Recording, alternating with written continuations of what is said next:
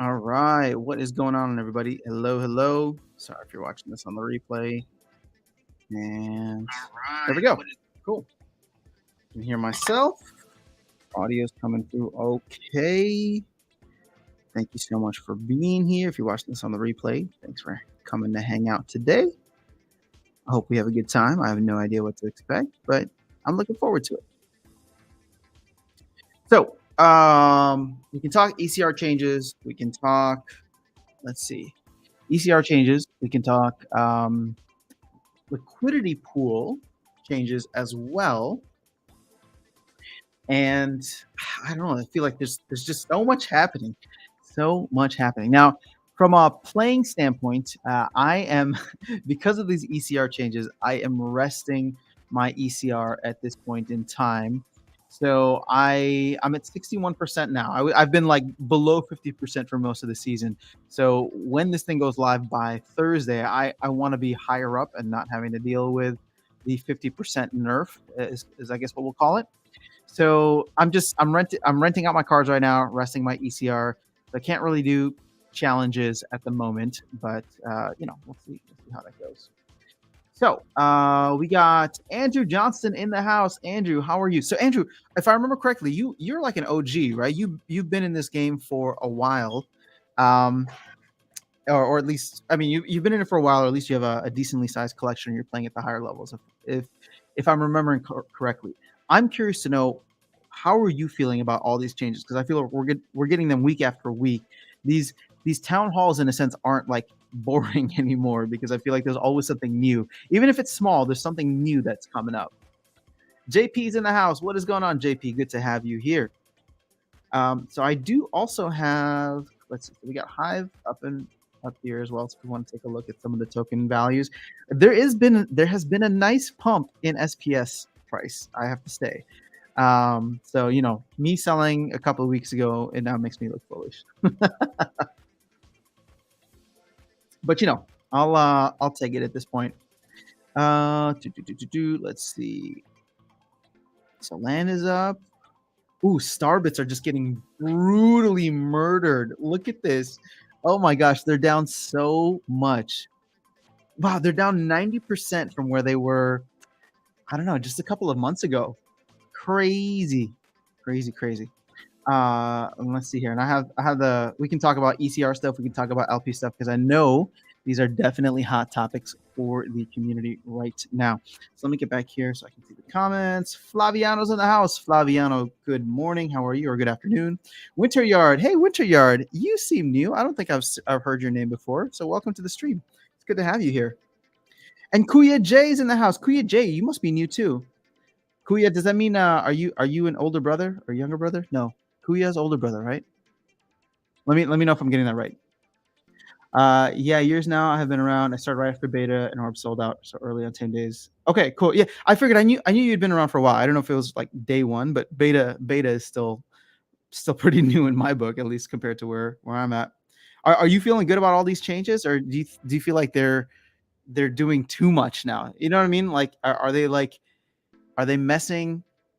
Are they messing with the recipe too much and making all these changes? Because having been around only for less than a year, I'm loving it. I'm really liking the fact that they are just looking at a bunch of different things and making changes. But I wonder if folks who have been around for a lot longer are kind of feeling like, all right, I'm used to just like showing up and playing and getting something out of it. So and they're not being this crazy like turnover and changes. All right. So let's see here. Sean's in the house. Shop boy, what's going on? Yes, Kuya's older brother. So I'm the Kuya. See, my little brother never called me Kuya. That's a problem. I forgot about it for a second. I'm optimistic on the changes taking place. I believe completely in the team, but feel there may be growing pains or issues with so much so fast. Well, what's interesting is that I feel like we have felt those growing pains already. Now, I'm not saying that they're done, but I do feel like we've felt a significant portion of them, because just the fact that we're getting all these updates, and the team is like able to look at things, and the community brings up an aspect, and now it's just like we get we get a response from it from the team within, a town hall or two, and then usually that response can include an action plan, and if it doesn't, it's just like an acknowledgement, and we get an action plan within, a month. So, for example, I look at like rank rewards and splinter spam being some of the biggest ones, and so that being changed, or coming up as a change here within, I guess it's like a month and a half. Still good in my book. And then we have the end of the airdrop coming up. I don't know. I'm excited. There's so much going on. So Shopboy saying, I like most changes, but 2 day minimum rent is a pretty bad one.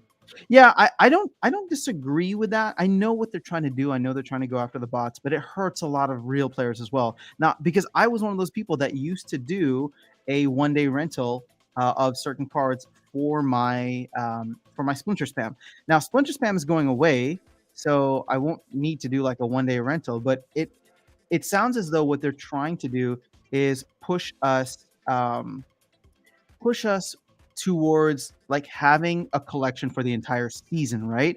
And so you play for like a string of days, you play just a little bit every day, and whether the rewards make sense or not, I don't know. Maybe I still think they need to tweak some of the rewards, especially at the higher levels if you're going to be renting that too. But this is why I maintain that like all these changes shouldn't have come until they put out these season rentals. And again, like I get it, I know what the team is trying to do, and I back them 100% in the sense that they want to just get changes out as quickly as possible, right? Because if something's ready to go, they want to put it out and let the community start to work with it, and they can tweak from there. But the major pushback to the 2 day rental, I feel like, and there's still some time, so if you guys are loud enough, maybe. But it's just like the 2 day rental shouldn't go into effect until the season rentals come in. Because if that's what they want you to do, then they should offer that. And then you'll have folks who might be incentivized to say, you know what, I don't want to be dealing with something like, having to change my rentals every single day. Like, for example, the season rentals, think about it, could be a the season rentals could be a competitor to Splex, right? Because let's say I don't want to pay the fees for renting out my cards and getting the best optimized return. What if there was a kind of going rate that I know that I could get every single day for my cards? I just put them up for season and they're going to go for that amount. And usually it's going to be less, but I'm happy with that because now I don't have to worry about if I'm doing it myself, kind of the prices jumping around, or if I am using a service like Splex, sure, I'm outsourcing it to them right now, where they go through and try to optimize, but then I end up paying a fee on that, right? Well, now it's like, well, I can reduce what I'm doing or reduce the fees overall by just setting something for an entire season. And as long as I know that it's going to be taken the entire season, and let's say I have, what's that called? Sales? No, not utilization. Let's say I have utilization or occupancy. I'm thinking in like real estate terms. Um, Utilization or occupancy in 90-95% of the year, then there's almost this kind of passive income source that you can expect from it, right? Because it's like, well, I know that I'm going to receive, let's say, like 100 DEC from renting this card out per day, and once the EC hopefully stabilizes out, it's just like, okay, well, that's like dollars, then not dollars, but you get what I'm saying, right? That you can kind of optimize and be like, okay, well, I'm happy if I get 95% utilization at this price, and I know that it's always going to be rented because it's going to be lower than whatever the market's pushing up. I'll be good. So I'm curious to see how that arbitrage happens and how the economy kind of designs itself around there. All right, so Harris is saying, good afternoon. Can you show us where we can see how much we can earn from LP on a daily basis? I only see the lifetime earnings, which is useless to me. Oh, are you talking about on Tribal Decks? Because I don't have Tribal Decks open. Tribal Decks. Let's see if I can find it here. I don't know what's going to pop up. So give me 1 second and let me just sign in. Okay, that wasn't too bad. I don't know exactly what you're asking, but here you can see my positions. So the only thing that shows you on a daily basis is your rewards here, right? So if you have enough if you have enough in a pool and the pool is offering rewards, it'll show you how much you're going to earn in whatever token on a daily basis. So for example, I have just a little amount in the DEC SPS pool, and so that is getting me 0.038 in terms of rewards. Now there's also fees being paid out, right? And so, but again, to your point, this is lifetime earnings on fees. Now, what you can do, and this is kind of how I calculate things at certain times, is if you go to like pools, for example, you can see. So, for example, with this one, you can see okay, there's liquidity here of 1.2 million, but if you go to like one day, you can see how many fees were earned. Now, here's a weird thing because I don't know how this liquidity plays out in like one day, right? That's just kind of weird to me. But unless this is the liquidity that's there right now. But what I do see is $80 and the volume, and you can kind of like get a rough estimate on like how much you can earn from fees based on how much of the pool share you have. So here, let's actually do this. So DEC SPS. So there's $46 in DEC SPS rewards yesterday, for example, right? Sorry, not rewards. This is in fees, not LP rewards.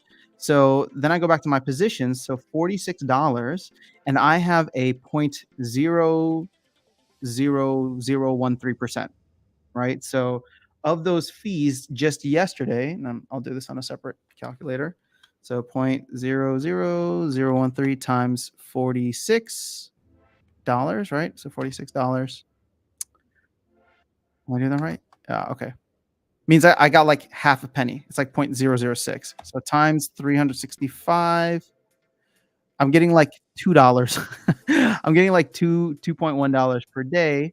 And then divide that by the 150, sorry, $2.18 per year. Divide that by the 157.675, which is my total in there. And I'm getting a 1.3%.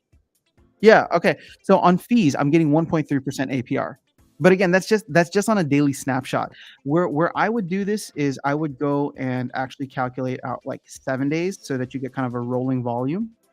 But I don't know. Hopefully that helps. If you want to see though, here this is the other way you can do it. So the pools have LP rewards. So some of them do. You can see some of them don't.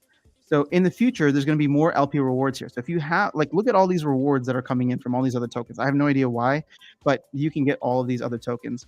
And so at that point in time, DEC and SPS will be added in here at higher levels, right? Because that's what they're planning to do.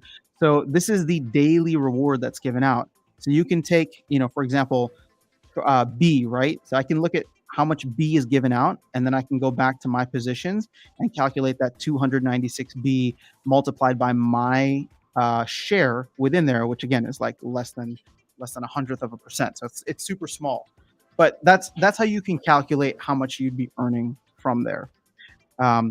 Or you could just look at how much percentage you have and then multiply that by what they're planning to add in. So hopefully that makes sense. So JP, I'm at 50% ECR today and at a 10 focus, just in silver. How will the new ECR change affect the game? So right now it's not going to affect you at all. If you play another game though, it will. It'll reduce it by 5% rather than the 1%. So at this point in time, you're fine, but you'd probably want to rest your ECR and really not go below 50% at any point in the future, unless you maybe you're going to do a grind because you're not going to play the following days. And so it's just like, what, let me just burn this thing all the way down to 0 or all the way down to like 10%. And I know I'm not going to play the next like 4 days, or 3 days. So it's fine. My ECR will rest. Maybe I'll rent out my card to do something like that. Boy, it's bad for you and me individually, but it's so much better for the overall game.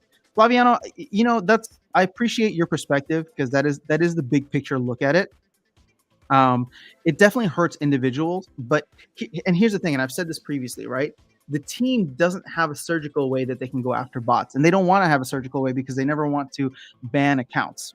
And so all they can do is try to change the incentives. And unfortunately, at the end of the day, a lot of times human and bot incentives are the same. It's just the bots can do it longer and faster than you, right? So they can play for longer, they can play faster than you, and not, sometimes they can play better than you, but that's irrelevant. It's just that's when the exploit really happens. So unfortunately, they're going to crack down on it. But what it will do is force people to start thinking in longer term time frames, whether it's rentals or buying. I do nothing but rent, 1 day rental. Anything else is bad. I can rent cars for 2 days, and they'll likely be useless for the second day. Well, I agree. I agree. It's gonna hurt your renting for sure, or your earnings for sure, because now you could rent for 2 days and then spend like the first day getting down to 70% or 75%, and then come back the second day when you're back at 100, and then grind away. And I don't know how the earnings will be, but I can't. I don't know. Actually, they maybe it'll be better. I don't think the math is friendly to it, but I wonder if you plan around doing it that way. Um, in some instances, you might come out ahead, right? Just because you're playing with a higher ECR on 2 days rather than, well, no, I guess it's not really the same. It really just depends. Oh, what's going on, Chris? How are you? Fabio, it's not good for overall game. Putting restrictions on the market never works well. Both owners and people who use rental cars are going to lose out to this. I'll agree with you on that. I don't like the restrictions on the market. I would rather, instead of restrictions, there be options. Um, so I can agree with you on that. I rent a ton of cards, so 1 day of cards, so 1 day, 2 day doesn't bother me anyway. However, I would really prefer seasonal monthly rentals to have steadier income that doesn't change day by day. See, and this is what I'm talking about, and I think many of the card lords would probably feel the same way. They would just want to put their cards up, not have to worry about, if when you see your card locked up, it's like, okay, well, now if I'm self-managing it, I don't need to worry about it. And if I'm not self-managing it, then I don't need to worry about my RC and Splex and all that, right? Like it could make it easier. Will it be profitable to if I go in DEC, SPS, LP? I have $20 for each today that I can put in. Kuya J, I cannot give you financial advice. I will tell you that if you put $20 in today, then you will receive the appropriate share of LP rewards, whatever that ends up being. I wonder if there's going to be a minimum, and $20, I'll be honest, is not a lot, especially if you look at how much is in the pool right now. Pool's here. So $20 on the DEC SPS. I mean, there's $1.2 million in here. At least that's what I think is in there. Yeah, so there's $1.2 million in here. So if you put in $20, I don't know how much of a share you're going to get. So just keep that in mind. But again, are you going to earn something? Yeah. Is that investment going to go up forever? No. But it is what it is. It's an investment, and it's a risky one at that, because I would define still crypto as very risky. Yes, on TravelDex Hive Engine. All right, so Harris, hopefully that made sense. 2-day rentals will impact card availability for the cards that are often. That's a good point too, Chris. I wonder how that'll change things. That might bring rents up then. That might bring rents up rather than down. Okay. So Harris, I watched your LP video, 70 million DEC per month. I just want to check where I can check the piece I'm getting on that pie. And yes, I don't like the DEC rewards and LP pool either. Yeah, I know. I'm not a fan of it, but meh. Okay. And yes, I don't like the DEC rewards and LP pool either.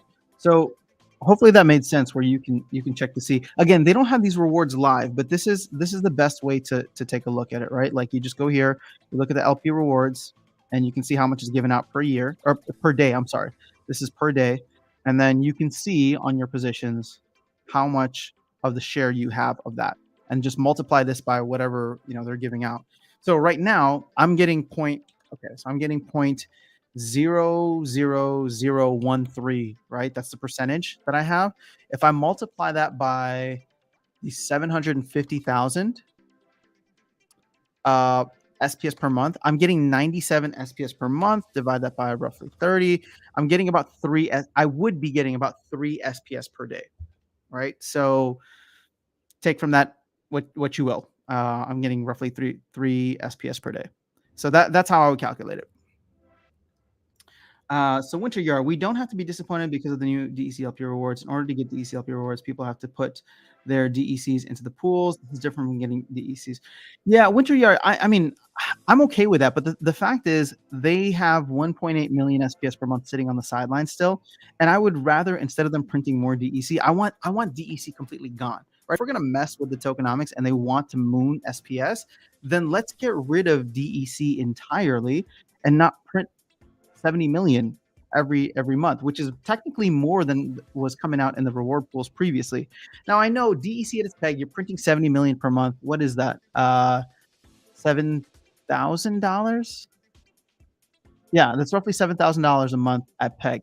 So it's not like crazy, but it's like, man, if you had really dried up DEC, I mean, people just be burning SPS left and right. It would have been euphoria for me. Hola, $2 a year. Hola, the $2 a year is in fees, not in the LP rewards. So this has nothing to do with the LP rewards. This is how much you're getting in fees. So you're getting both LP rewards and fees. The LP rewards are obviously significantly higher than the fees, though. Check Neil's Monster Maverick show today at 6 p.m. He already has the spreadsheets. Nice. I was oddly enough working on my own spreadsheets this morning just to try and figure out where I want to go. I will say, okay, here's my secret for you all. In looking at where liquidity is the highest at this point in time, or sorry, where liquidity is the lowest, I was surprised to see how low it was on Binance Smart Chain and PancakeSwap specifically.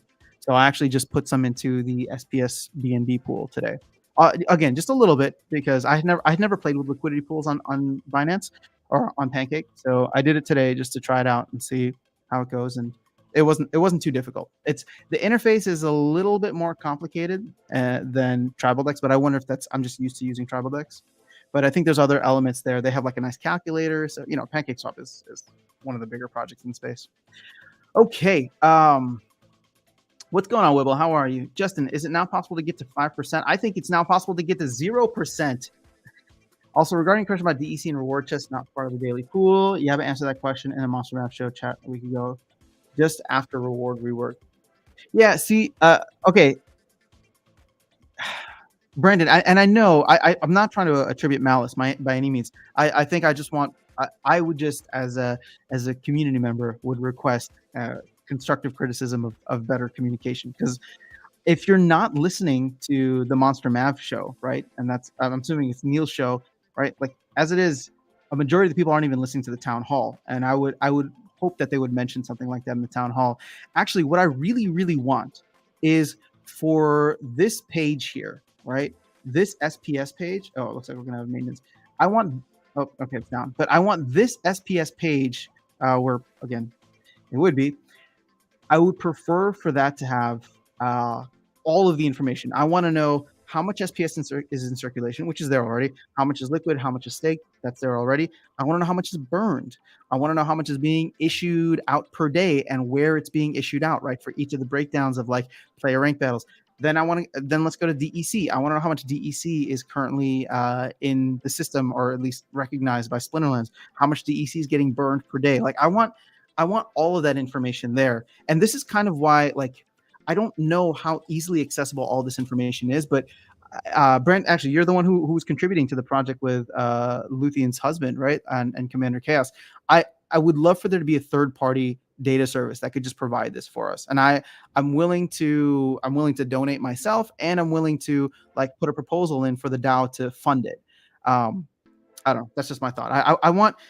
I want transparency across the board. If this is going to be a truly decentralized project, then I think we need that. And again, I'm not saying that the team isn't being transparent now. I'm just saying they don't have the tools to share all of that with us. And my humble request is that we get those tools, whether the team builds it or whether the third party builds it, and we support them as a community. I want those tools available so we can all see what's going on the blockchain. Now it is possible to get a 0 ECR. I do agree that it would be nice to have the option to do rentals for the whole season. Well, Chopboy, that is coming. If both owner and renter agree to it, but still keep the option of one-day rentals available. I think, okay, so here's my hope. I agree with you that I'm not a fan of the 2-day rentals, but I don't rent much So it doesn't affect me very much. I kind of just have my deck and I play with it. And if I suck, I suck. And if I'm stuck at whatever rating I'm at, then I'm stuck at whatever rating. I'm not an overachiever in that sense. And I don't think that I'm smart enough to manage rentals. Now, there are people like Justin who, and I'm sure you, who are smart, know how to, you're financially savvy, you know how to manage your rentals and go into it, and this definitely affects you. So it sucks, and I don't like that. But my hope is that the season rentals will find a nice arbitrage and equilibrium that will allow you to still be very profitable. But now you get to rent for the whole season. You don't have to worry about people canceling on you, and it should make for a much more even keeled experience when renting. That's my hope, right? Whether we get there or not, I don't know, but that's my hope with them implementing this, and they do have plans on implementing it. I already have a rent plan. First three elements, play 25 games on the first day. Then the second day, play until I get. Okay, so yeah, I mean, there's gonna be some experimentation needed for sure. Yeah, Darkest Night definitely is not a fan of this. I'll have to get his thoughts at some point here if he wants to discuss it. But yeah, I know he loves to just play the game, and I think one of the things he's most disappointed about is just he's like, and this is part of the problem, right? Because you have purists like Darkest Night who love the game for the game itself, but his behavior is literally the same as bots, if you think about it, right? And so it's just like, well, now you're punishing bots, but you're also punishing the people who love this game and who love playing it and can play it for hours. So it sucks because like he feels somewhat burned by that, I think, or at least I don't want to speak for him. So well, I'll see if I can get him on and chat about it. But I know it's not his favorite update. We'll put it that way. All right, what's going on, Tim Hendricks? Mabuhay, how are you? Excuse me, let me get some more coffee here. Idea that hurts bots and not humans. And your focus changes every 4 to 5 games. Incentivize wide collection and renting. Yeah, I mean, I'm all for your focus changing. In fact, I think the focus is going to be a complete second or afterthought coming up in what 2 days, because now I won't even care if I'm going to be earning on every game, towards my focus points. I'm just gonna put the best team forward, and if I have a bonus in there, that's great. If I don't care, because I am more about win rate and not feeling like I need to put something in. You know what I mean? So I think this is going to be a huge change, just mentally and psychologically for many players, at least for myself, and I'm sure many other people. The thing is, there's no lock-in period in the pools. They can remove it in an instant. What do you mean by that? Yes, I mean that's a good thing though. You want easy access to your money. I wouldn't. I don't know. I get worried about locking stuff up. Yavamat has said we are currently printing 350 million DEC per month. I wasn't expecting 70 million for LPs, but at least it's a big cut. Yeah. So okay, the nice thing. Okay, here's the nice thing about the DEC. I know I'm whining about it, but the nice thing about DEC now is I didn't know that it was like literally infinitely inflationary before, right? So the fact that now we know what the number is, and hopefully there'll be more transparency in terms of like having or knowing where those numbers are, right? Because it's 20 million, 20 million, 20 million, 10 million split between a couple different places. So now that we know how much it is and where it's going, I'm happy about that.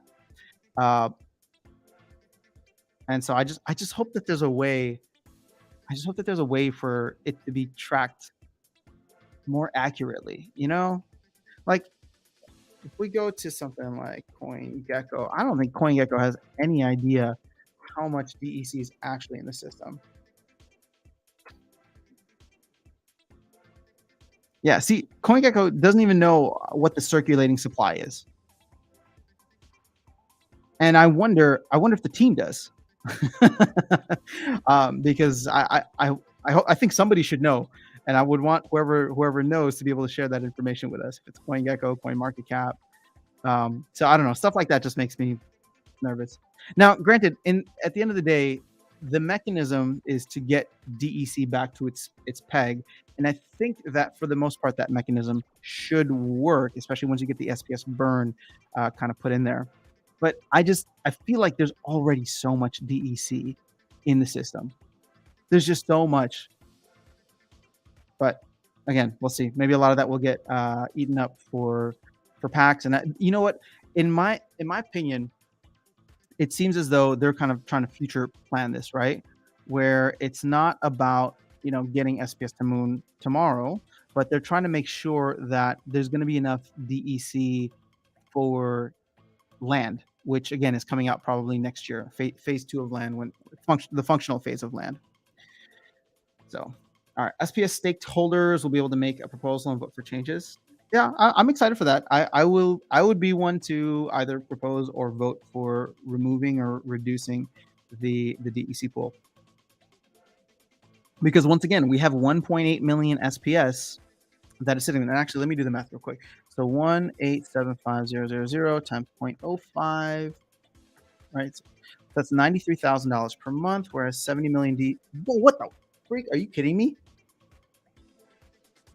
1875000 times 0.05. Holy crap! Yeah, that's right. That's $93,000 per month.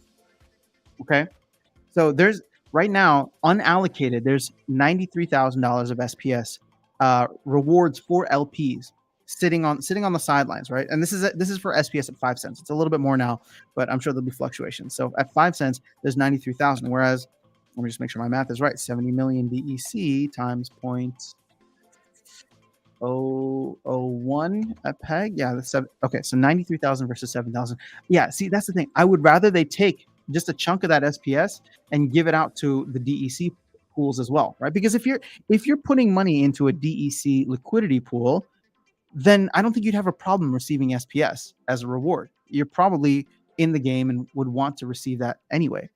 So, and now this is where I'm going to give you both my argument and counter argument, right? Because I'm like, well, they're printing $7,000 of SPS per month, but they also have the option to print $93,000 of SPS, $93,000 worth of SPS per month. That's just not implemented yet. So I would rather take some of that 93,000, remove DEC completely, add and add SPS to those DEC pools, add SPS rewards to those DEC pools, and then you still have some left over for Polygon in the future or whatever other chains, Avalanche. I don't know what other chains that they might be thinking about. And if they're going to implement governance voting, then we can vote on it in the future. I would rather let's just start getting all of the SPS out so that it's not going to be staggered. Again, I know that's not going to be great for the price, but I would rather just have all of it being used right now rather than some of it sitting on the sideline and printing an inflationary currency like DEC. You get what I'm saying? I don't know. That's my thought process on it. Okay, so do you think bot farms would survive if ranked battle rewards were merits? No, the incentive would be completely gone. And I do think that all of these changes are definitely hurting bot farms, and it's like a slow death for them. So I again, the reason. Okay, so and I it's interesting because I got a lot of interesting comments on the last couple of bot videos that I did, and especially like the Splintermate one.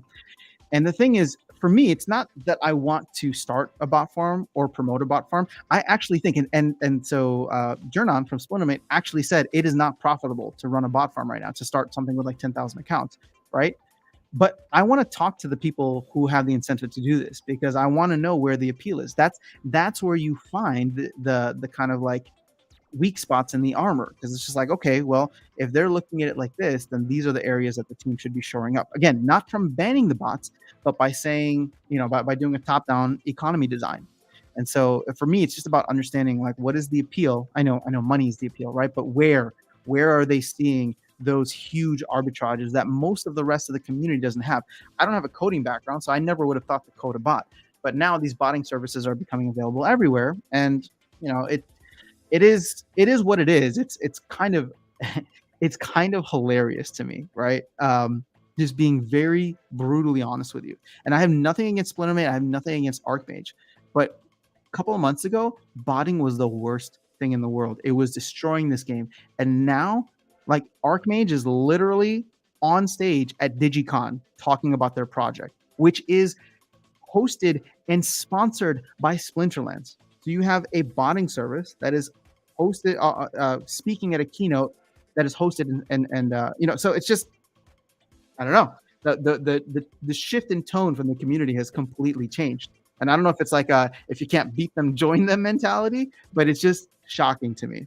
again, nothing against either of the services. They're providing something. They're businesses at the end of the day, and they are seeing a need in the market, and they're filling that need. I'll never blame somebody for that. I think for the most part, people like them because at least for a service like Archmage, they're trying to go about it by saying that we care about the economy and we're going to do such and such and such, and we want to make sure that we don't like release tokens. But keep in mind they're a business, and businesses have incentives to try to make as much money as possible. Again, I'm not saying anything bad about them. I'm just saying in the long run, this is their design. They want to make money because they're able to find a need in the market. Now, Splintermate, on the other hand, is that like they don't limit you, right? So you can go in, and if you want to like bot several accounts, if you want, then you can. If you want to pay for botting an entire farm, then you can. But here's the thing: what did they find is that botting was this taboo topic that only people who were like OGs or been around the game for a while or knew, like kind of like the inside track, only they knew about it, right? And only they maybe had access to these services. I look at Splintermate as actually democratizing it by saying, well, hey, here's a service. We're going to charge you $1 a month, and if the arbitrage makes sense, if the investment makes sense for you, we're within terms of service. Here you go. Now it's open to everybody. Now it's not just for the few who kind of understand it, right? So again, I'm not trying to promote or defend these services. I'm just saying that they're here whether you like it or not. And my comments to many of the folks or my reply to many folks in the comments was, like, just because you don't want to talk about it doesn't mean it's not happening. And I would rather shine a spotlight on it, because then at least people who very much disagree can understand their enemy, right? What is driving your enemy? What is driving the thing that you believe is killing this game? Because I think if you better understand it, then you can make better arguments against it, right? And for the people that are looking for it, well, then now you know that it's available, and it's not just for a select few. All right. So if the devs are incentivizing to play one account, why did they change the ECR to burn faster? Justin, because I don't think there's a perfect way to go about this. I do hope that in the future they will offer some kind of ECR potion or replenishment, because I think this is the first step, right? The first step is you have to lay down, and I don't know what the best metaphor is for this, but you have to kind of like lay down the hammer, even if it means you're going to hit some of the people, you're going to have some collateral damage. But after that, it's like, okay, you're basically reducing the incentive for people. Hold on 1 second.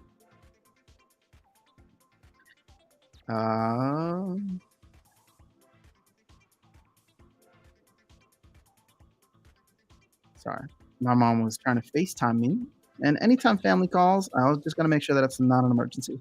Um, so what was I saying? Okay, so what they're doing is essentially like reducing the incentives for the exploitative behavior, right? So the masses, so that like mass accounts can't do a certain thing, or it becomes more expensive. Now, what I think they're going to do, or at least I hope that they do, is if they implement some kind of ECR potion, then or ECR potion or ECR something, it's going to be for the people who are already somewhat invested in the game or willing to make an investment in the game further, right? Whereas like bots want to get the most for the least amount, right? They want to extract the most. I shouldn't say extract, because that's a triggering word. They want to earn the most for the least amount of investment, right? That's how you scale something up, and the only reason that you would try to scale something up. Whereas people, they want that too, but we get a sense of enjoyment out of the game. We get a sense of accomplishment for hitting certain levels, and I'm sure there's many people in the game who rent, even though it's not profitable, just to finish in champion, right? Just to try and do something that feels like a sense of accomplishment and a sense of a progression within the game. And so there would be people who would be willing to spend on an ECR potion and get to the higher levels of the game, and maybe, and hopefully, there will be more incentives at the higher levels of the game. So that's my thought process there. Do you think that the leaderboard reward will still be DEC, or do you think that they should change an SPS or vouchers? I think, I want DEC gone. I want DEC literally gone from the map. And the only way that people can get DEC is they have to buy it from me. They have to buy SPS from me and then burn it, right? That is what I want. Or I can burn the SPS and then sell them the DEC. That's what I want. But Again, I don't know what they'll end up doing. I really hope that it's not leaderboards. I hope that they change it to SPS. I want all rewards in the game to be SPS. Now, again, that's a short-term solution, right? Short-term in the sense that it's 5.5 years according to the white paper. But that does mean that hopefully governance will be set up by that point, and maybe we could take some of the SPS in the DAO to like replenish those. Because keep in mind, guys, Rift Watchers is going to essentially throw in a ton of SPS into the DAO. Now, I don't have the numbers on that yet, but I will do a video on it. It's going to throw a ton of numbers into a ton of SPS into the DAO. And if the team continues to create these packs, right? These second mini edition packs, right? So whatever comes associated with Rebellion in the future, the team makes $0 from Rift Watchers. It made $0 from Dice. All that goes into the DAO. So the DAO will always have something feeding it as long as the team is continuing to develop these packs. You get what I'm saying? So that's the hope. And if the DAO is there and DAO continues to grow, then we'll have more in the future. All right, so you can estimate based on top holders of DEC and peak monsters. Yes, we can. I don't know if you're trying to get me to look at it now, but I know it's not loading up. So, Encon, what's going on? Jobby's in the house. What's going on? I did not know that about Archmage. I guess it is it is in the decentralized spirit of things. Yeah. So Dom, I'm assuming you didn't know that they're like trying to limit the amount and they're being respectful of the economy. I mean, if again, I'm not trying to push my own videos, but I would definitely recommend listening to Max Power, whether it's through me or through the DigiCon event. Because there's a reason why people love the Archmage bot, right? But again, my thing with this, and I know people are going to strongly disagree, is there is no difference between one bot and 10,000 bots. The only difference between one bot and 10,000 bots is how much money you have, right? Because if one bot is profitable, that means 10,000 bots are profitable. You get what I'm saying? So that's my main point with this. If one bot is profitable, then it's just a matter of how high can you scale up to continue pulling in profits. And again, I'm not hating on anybody. I have an Archmage bot, right? I ended up getting one myself, so I use it. And it's been good so far. But again, it's one of those things where I look at it now. You know what's funny is, again, I'm not trying to FUD Archmage by any means, but I have an Archmage bot and I'm not even using it right now because the rewards that I keep getting are such trash, even in gold. And for the next couple of days, will be traveling. And I just thought to myself, you know what? I'm going to rent out my cards because renting out my deck gets me a guaranteed X amount of DEC per day.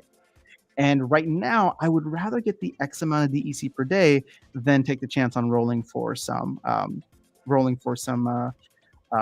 chests, right? Now, the thing that I like about Archmage is that it can earn for me while I'm still in playing mode. So, right now or when I get back, I can have it play. But even still, now that now that the ECR is being affected, I think about how much do I want this bot playing? Because I love playing too. And I love coming in and just spamming games like a bunch in a row.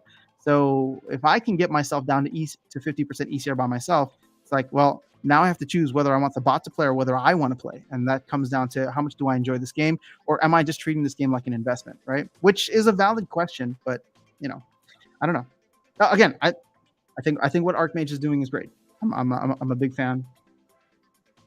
Why bots are banned in competitive games like League of Legends and Data? It's just not fun to play against a computer. So I'm not going to disagree with you on Maxim. Why is she not responding now? Bots are richer in rewards than humans.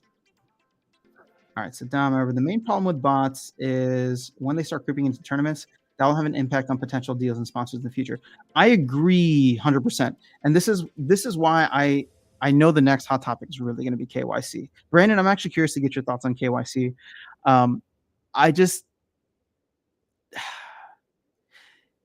Money isn't going to flow into the game for ranked battle rewards if we have a very prevalent bot problem, right? And the thing is, I don't know that the bot problem ever goes away, right? In the sense that if there's money to be made in the game, and there will always be money to be made, then the bot problem will always exist because people can automate their accounts, and it's decentralized, so anybody can come in, and therefore then anybody will be able to essentially set up a bot. It's just how profitable will it be, and how much are you willing to invest to put in the bot, right? So that's why I'm very big on tournaments, and I hope that we get some major tournaments, whether that's live in person like a Splinterfest, or some type of online thing. But again, I think the only way that many big brands will come in is if it's KYC.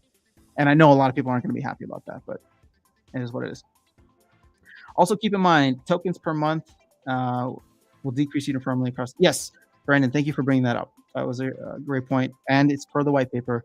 It will decrease. 1% per month isn't like a lot, but it is still significant. I guess 1% per month would be how much? Because it's like 250,000 SPS right now per day. That goes down to, oh yeah, okay, it's significant-ish. Can you please show how to get Archmage bot? Sure. They should pay me for marketing. I'm just kidding. Matt, I've only spoken with Max, but Max is a really cool dude. We've connected and just have chatted about crypto and stuff in general. I don't know the rest of the team, but they seem like cool people too from the interview that I was listening to. Okay, so if you want to play it, you have to go into Hive Engine and buy one of these tokens, either the Archmage Access Pass. Then they also have a Beta Pass and an Alpha Pass. You can see just how expensive the Alpha and Beta are, though, but there's certain benefits that you get from it. Now, they are running for the next 6 weeks this kind of like pre-launch where they're offering 50 tokens per week. And so you can get those at $25 rather than paying the 133 on the secondary market. So keep an eye out for that. They have a Discord. You can go check it out. Again, I feel like I'm doing an advertisement for them, but it's a good service. It's a good service. It's clean. It runs well for somebody who's not. It's weird. I'm like tech savvy, but I have no idea how to code or set things up. So like it was easy for me to set up. So the ease of use, user interface, all that stuff, especially if you use something like Splex, it's simple.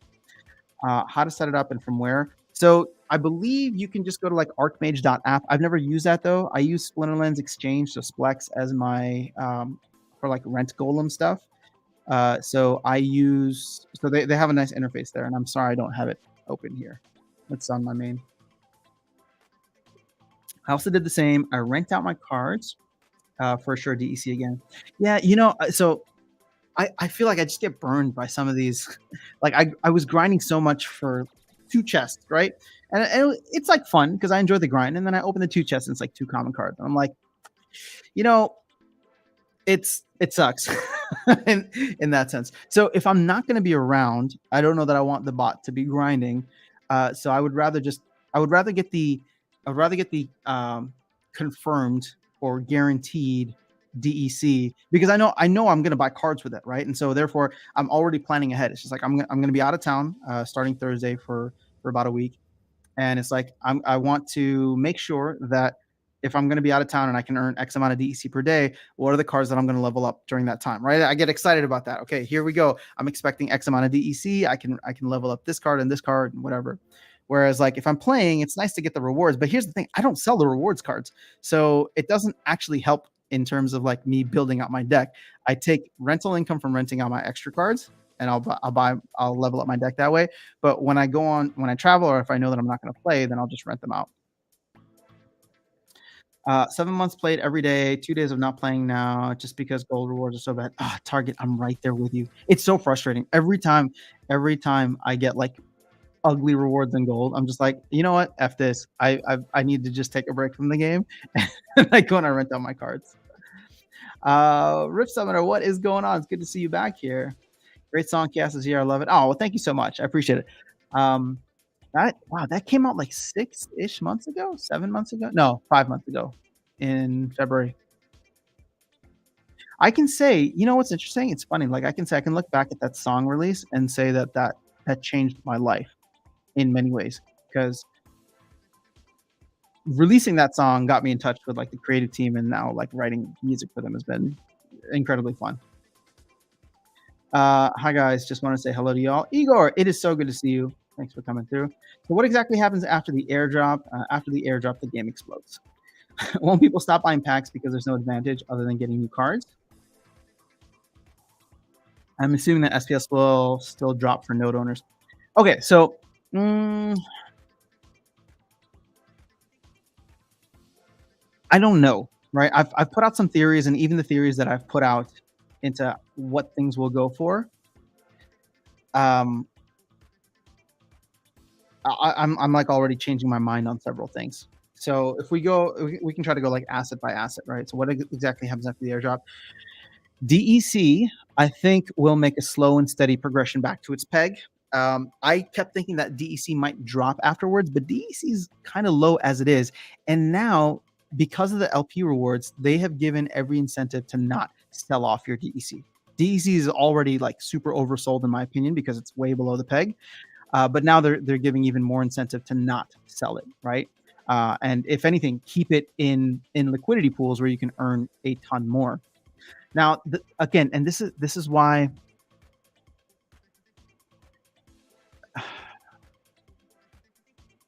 if there's incentive in these DEC liquidity pools, that means more people are going to buy DEC to put into those pools, and that actually inflates the overall supply of DEC. I'm thinking about this just kind of on the spur.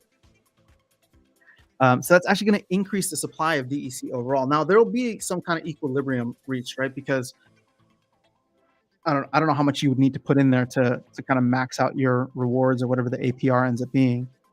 But the thing is, I don't know that DEC always stays at its peg.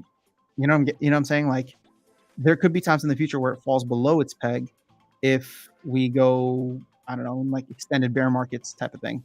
But okay, so that's for DEC. I think it stays level and eventually makes its way up, especially if they implement certain things like the SPS burning. Again, that SPS burning doesn't matter until DEC goes above its peg. But if DEC is below its peg as it is now, I think it stays just kind of general, and then stays kind of where it's at and starts to move up slowly over time. A lot of that DEC I think will float into packs, or people who want to buy packs now. It makes no sense to buy with credit. So if you do want to pack, whether you are a player now or a player in the future, right? Because keep in mind, the game is growing slowly and steadily. Then if you're a player in the future that comes in and wants to buy packs, they're available. It makes no sense to buy with credits because you can get 40% off if you use DEC. Those people will come in and buy DEC off the market. That slowly raises the price of DEC, right? And then we get back to some kind of equilibrium. So this only matters until the things sell out, and I don't know when that happens. Aggro seems to think it could happen in November. I think by the end of the year is kind of like my safe bet, but I know that's not far from November. So I don't know how things play out with that. I do think that card packs will maybe not spike the way that we were expecting it to, now that people will have other utility for DEC. So we may see a more drawn out, sale for Chaos Legion than what people were expecting. I don't think we're going to get this massive spike. I think it'll just be slow and steady grind, and it will only be people who want to either take a chance, or if the card values start to increase over time, then the pack arbitrage could become something where you buy packs off the market, or you buy packs from the store and open them and try to flip them for something else.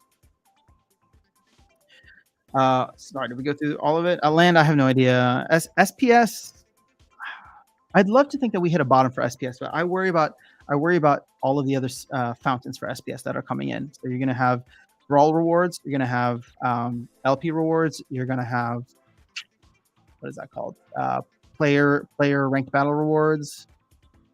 So SPS, I know it's a halving, but again, the utility is not quite there for it yet. So I hope we do get some utility soon, whether that's voucher utility or actual direct SPS utility. Ancon, you're checking on it. Cool. Glad I bought my beta pass. Ooh, nice. I went in on the alpha pass. I think I got it around like $200, and I think it's like 700 now. So it's funny because it's illiquid. It's like if I want it, then if I'm going to use it, then I guess I should just keep it. But I could sell it.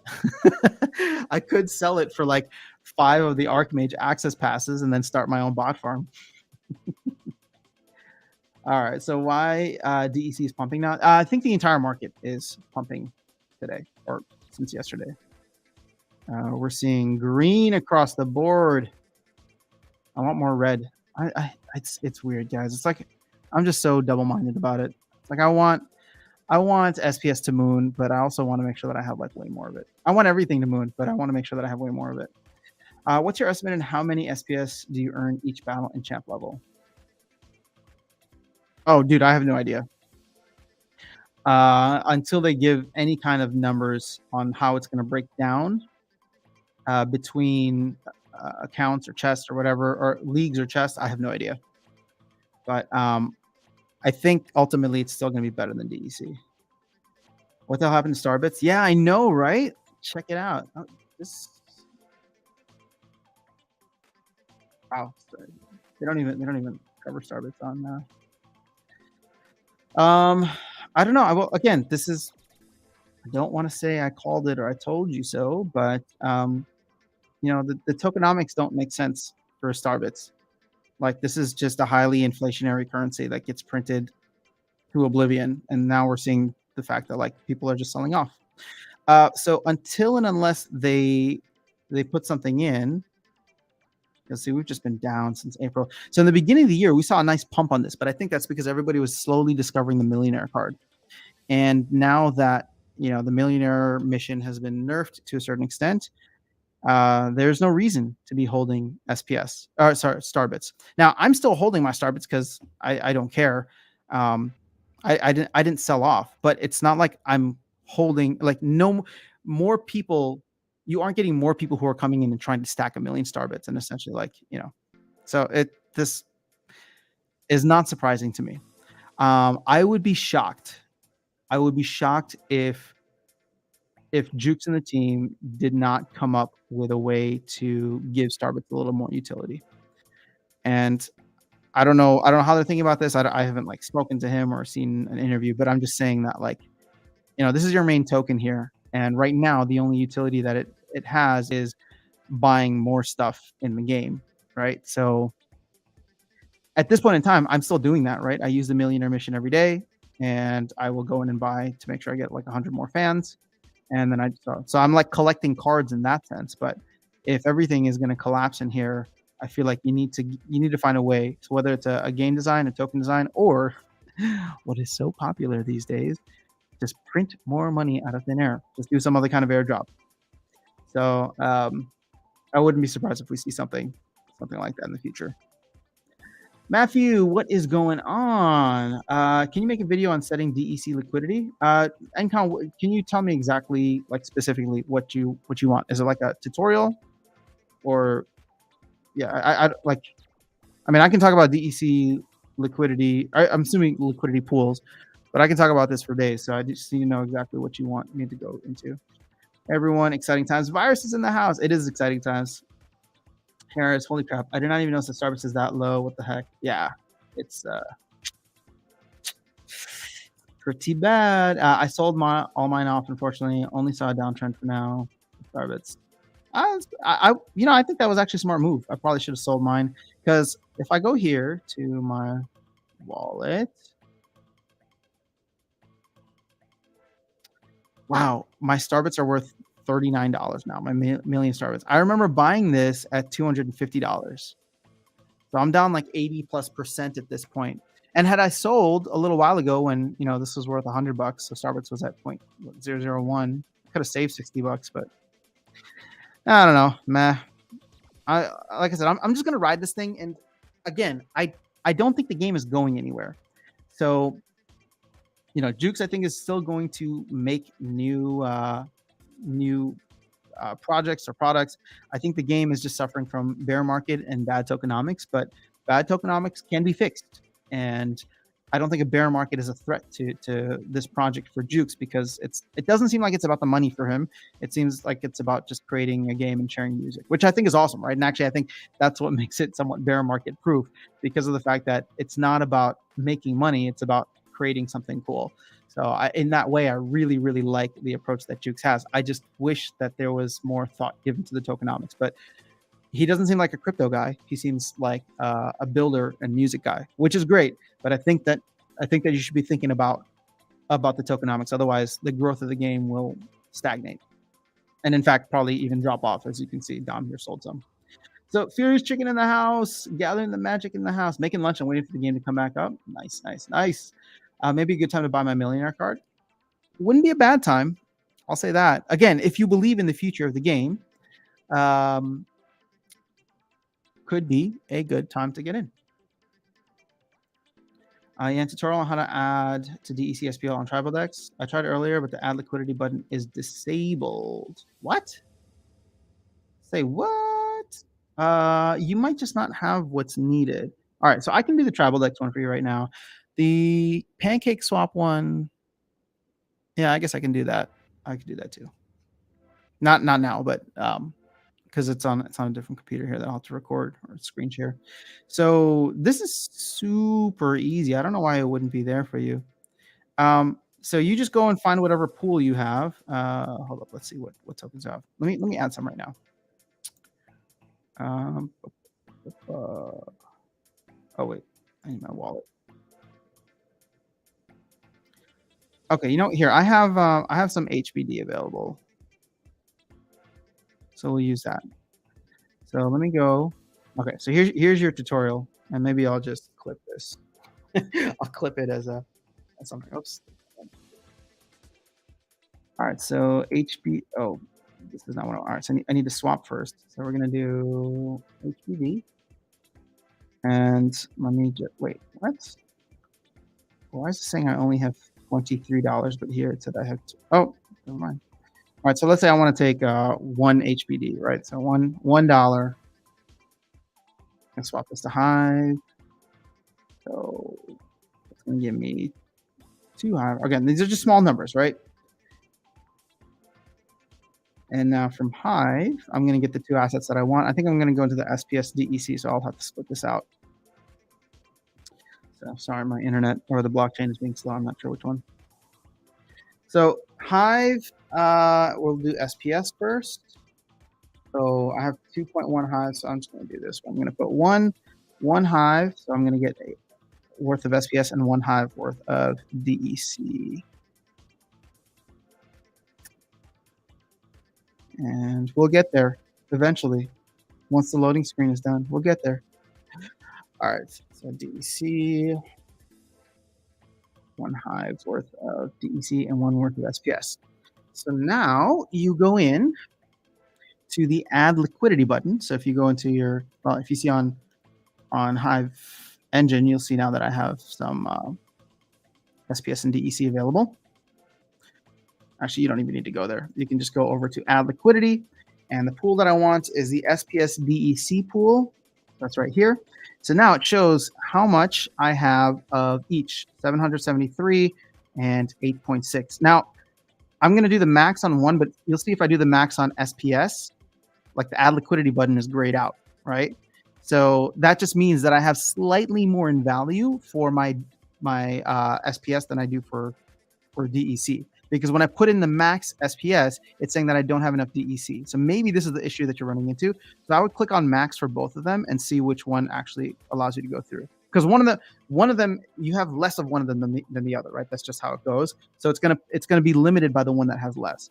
So maybe if this is what you were seeing, you can't add liquidity. But then if I click max on DEC, I can add liquidity. So I'll just go and do that. And it throws that much SPS and DEC into my liquidity pool. And I can go in here, and I don't remember what the numbers were, but it just gets added there. So hopefully that makes sense for you guys. DC liquidity on Pancake Swap and Hive. All right. So Javi, hopefully that made sense for you, okay? We will miss that time when 1K DEC is about $10. Oh yeah, no, I don't think that'll ever happen again. I think that was one of the biggest, happiest accidents that the team ever made. It's a mistake that turned into kind of like the catalyst for this game reaching the audience that it did. What's the price of land these days? I think it was like 150, 160. Yeah, it looks like 165 maybe. 164, yeah, 165. Just use BSwap. You know, I've never used BSwap before, but I've heard good things. Thoughts on rewards cards, future price prediction, still pro Pelicorn Bandit. So sorry, I'm not going to do future price predictions because that's just not what I want to do on this channel. Don't want to chill out any hopium. You know I'm allergic to hopium. I can't get into there right now. I will say, though, that all rewards cards prices have generally gone up after they've been out of print.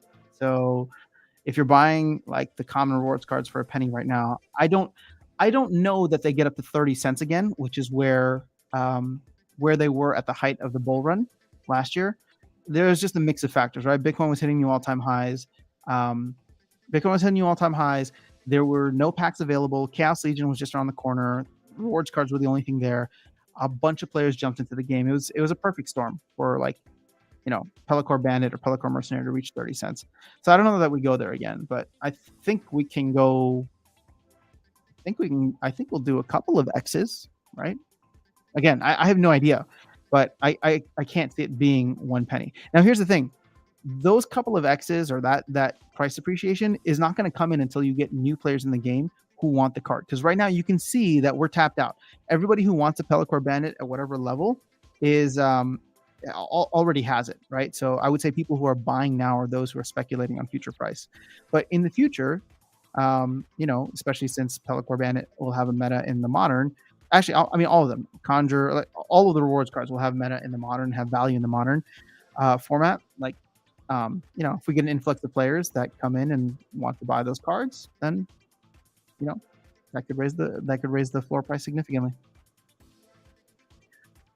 Am I still pro Pelicorn Bandit? Okay, so just to clarify on the Pelicorn Bandit thing, that was fun for me, and I tried to be very clear that it was not an investment strategy. I just wanted to collect a bunch of them. I have like 4,000 right now, and whether you think that's a lot or a little, I just think it's funny that I have 4,000 of them. I've stopped buying them, but maybe I'll buy them again in the future. Again, just for fun, just to have a bunch. That's all. Let's see. Oh, okay, fine there. People say it's risk to power liquidity. How to be safe from?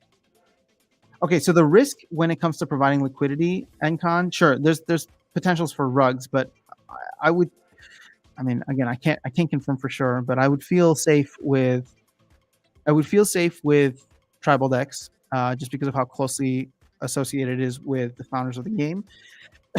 I don't have much experience with Sushi Swap. I do have a lot of experience with Pancake Swap, though, and Pancake Swap seems to be the biggest thing on Binance Smart Chain. I don't think that they would rug, but again, I can't say that they wouldn't also fall apart, right? Like 4 months ago or whenever it was, I don't think anybody could have told you that, you know, Luna was going to fail, right? So I can't sit here and say that I think Pancake Swap is a safe place to store your wealth.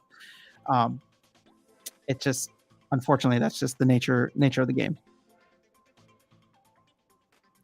So let's see. Well, I lost a lot in LPs. Oh, okay. So your risk in LPs is impermanent loss, right? And so I'll be honest with you guys. I know that SPS DEC is going to get a ton of rewards on tribal decks, but if you believe in where these two coins could potentially go in the future, right? So let's go to this one. So DEC. Actually, no. Let's go here. So you see that SPS DEC is essentially double dipping, right? So the one on Hive Engine, because you get SPS rewards and you get DEC rewards. The thing is,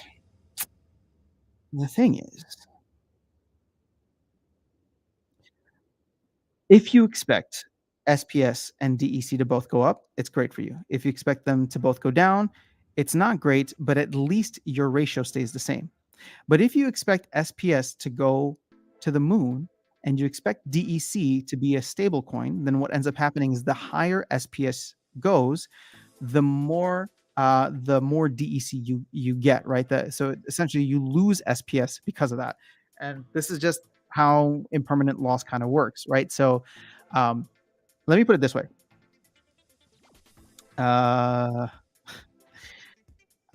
I wish I had like an easy visual for you guys. So let's say you put $100 in, right? So actually you put $200 in. So $100 into SPS and $100 into DEC. And you put that into your reward pool. Now, let's just say DEC does a 2x, right? Because let's just say it goes back to its peg, but for simplification reasons, it does a 2x, right? So DEC does it 2x. And if SPS does it 2x and SPS goes from 5.5 cents to 10 or 11 cents, then you essentially double your money in the pool while keeping your ratio the same, right? So you have, let's say your $100 worth of SPS bought 2,000. Your $100 worth of SPS bought you 2,000 SPS tokens. Does that make sense?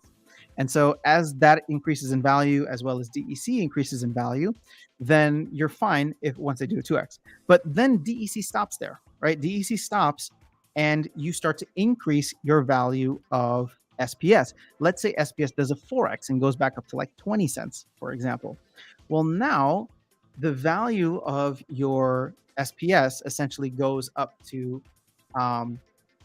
what's that called? Like $400 worth of value, and your DEC stays at $200, right? You started with 100 and 100. One goes up 2x, the other one goes up 4x. So now you have $400 worth of SPS and $200 worth of DEC. Now the thing is, when that happens, the pool will equalize you to make them even. So what is it going to do? Well, now it's going to give you $100 worth of DEC and remove $100 worth of SPS, right? So that you have $300 worth of each. Does that make sense? So you bought 2,000 SPS tokens, but as SPS goes up higher and higher, you actually will own less than 2,000 tokens. Now, the value of which you own will probably increase if SPS keeps going up higher and higher, but the amount of actual tokens you would own decrease. And this is what's called impermanent loss, right? And that's why, it works great in the opposite direction, right? Because let's say you expect SPS to go down, or if SPS goes down, then all of a sudden you're going to be collecting way more SPS tokens, and DEC stays stagnant, right? And then you could choose to pull out of the thing at that time, and all of a sudden you have way more SPS tokens. But on the flip side, when it goes up, you start to lose the amount of SPS tokens. So there is that risk there, and it's called impermanent loss. I highly recommend you do more research on it, because I don't know what I'm talking about. I'm just giving you, to the best of my ability, just the basics. So. You lost a lot in LPs. Oh, I see. I had less SPS available. Thanks a lot. Yep, no problem, Javi. Thanks. I'm glad that one made sense. Sorry, we have our sponsors back. Let me just go ahead and put them on timeout. And I just realized that I don't have comments up there. There we go. All right. So quick thank you to our sponsors for that. All right, 37 degrees today here in Manchester. Never been this hot before. Ooh, stay warm. I mean, stay cool. We're going through some major stuff here in Houston. It has been over 100 degrees Fahrenheit every day. I don't know what that translates out to Celsius, but I know it's hot for you guys too. Would you rather buy one BCX rewards cards or maxed out? I'm only buying one BCX. I think that's the greatest return on investment. But again, financial advice. If you expect SPS to fall off in the near term, but DEC price to rise in the peg in the long term, would you still invest in the LP? Here's the thing, right? Like, playing with LPs is all a timing game. So it's not just what do you expect for it to do, but are you going to go in and take advantage of the amount of SPS being essentially given to you as an LP reward? So sure, if you're asking me if I think SPS is going to fall off in the short term and I want more SPS, then sure, that strategy makes sense, right? But part of me, the way that I'm looking at this is I'm just going to put some in there for a share, and the goal is to keep it in there while earning the SPS rewards. Does that make sense? Earning the SPS rewards, and then maybe I go in and I compound that, right? Or I take it out and I buy myself some ice cream. After on Silver Shield Assassin. No, it does not haunt me in my nightmares anymore. I sleep soundly now. I sleep soundly knowing that I can click on the modern button. So F you, Silver Shield Assassin. I respect collecting a bunch of cards. I am doing the same for 4 years. I'm particularly happy about my army of rusty androids. Never regretted getting them. Florian, you've been around. You are OG. If you've been here for 4 years, that's amazing. I would love to know more about your experience so far and what you're thinking about the new changes within the game. How about playing the maintenance game? Press spacebar. It's fun. Sure. Come on. You got it. We can get a win. I've heard the key to this is just holding spacebar now. Yeah, CB1. Now, if I keep pressing it like a madman, I can't time it properly. See, like, then I lose. Pelacor Mercenary Collector here. Yeah, I think all of them are good. I don't think that there's a bad rewards card. Okay, fine. Venari Heatsmith, maybe. Just doesn't have much utility, but who knows? You never know in the future, maybe. Why the ECR changes are considered as a nerf to bots. With the new rules, the bots play a game every hour to keep ECR above 50 to 99%. It's nerfing all card assets as they can play less per day. I would say that if bots are playing one time per hour to keep their ECR above 50%, then we should all be okay with that, because humans have the capacity and capability to play one per hour as well. Do you get what I'm saying? It's when bots were spamming 50% below or below 50% on the ECR and still earning reward shares. Now this doesn't help the win trading thing, but that's a separate conversation. It's always been a separate conversation.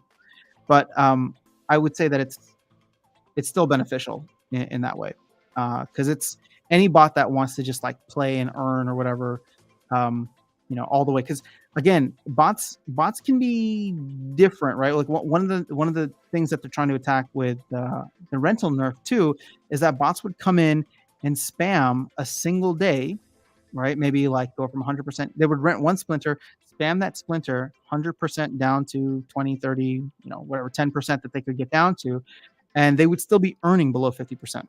Now, when you cut it off or you drastically reduce it from 50% below, then then it hits them at that point, right? Whereas for humans, most people aren't going to be playing more than 70 games per day. In fact, people would probably be playing less than 70 games per day. But again, it just kind of evens the playing field there, which is what the team is trying to do, right? They're not trying to ban bots. They're not trying to nerf bots. They're trying to even the playing field. So in that way, I think it does work. Bots still do much better than humans. They can be smarter if they're programmed smarter than we are, definitely. Vampire Bat for the win. There you go. I see everybody's got their card. That is for sure. All right, let me check if there was anything else in this liquidity stuff.